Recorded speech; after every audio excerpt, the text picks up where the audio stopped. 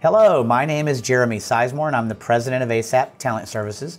We're one of the nation's leading SAP-focused executive search firms, and we're also helping clients obviously with direct placement services and contract staffing as well. Today in our video blog, I want to talk to you about the value that you should be getting from your search firm partnerships. In essence, why are recruiters worth it? Starting right out, I want to hit maybe one of the obvious things, but it's expertise.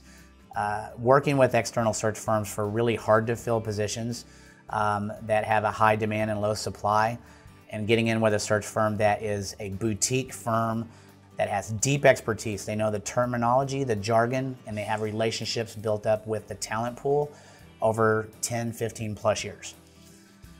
Number two, search firms can really help a company cast a wider net. It may sound obvious, but I want to share with you that active job seekers account for roughly 25 to 30% of the total talent pool that you're going after. And so the only way to get that other 70% is you need to identify a really strong search firm that's willing to make the phone calls, to call their cell phone, their work phone, their home phone, and that knows their personal and work emails, and that's going to directly communicate and get the word out there about your opportunity in the marketplace. Okay, so casting a wider net. Number three is cost. Believe it or not, although sometimes search firm fees can seem like they're pretty high, the truth of the matter is that in a high impact position, getting the wrong hire is far more costly than any search firm fee. GE and Jack Welch did a study back in the day where it was estimated that a bad hire, a mishire on an impactful position could be up to 10 times more costly to the organization than no hire at all.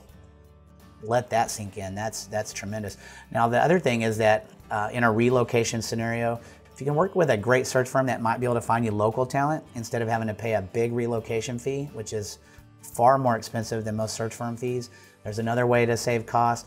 And then the other thing about cost is if a role is open for way too long in your organization, that can be extremely costly to your company and your team. It could even trickle down into company culture issues where people feel overworked and then you start seeing more people leave.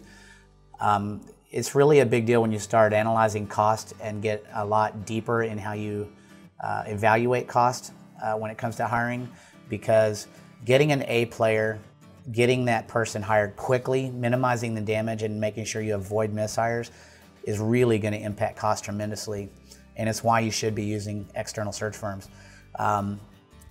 Confidentiality is where I want to end our part 2 video series on the subject of why you should be using search firms.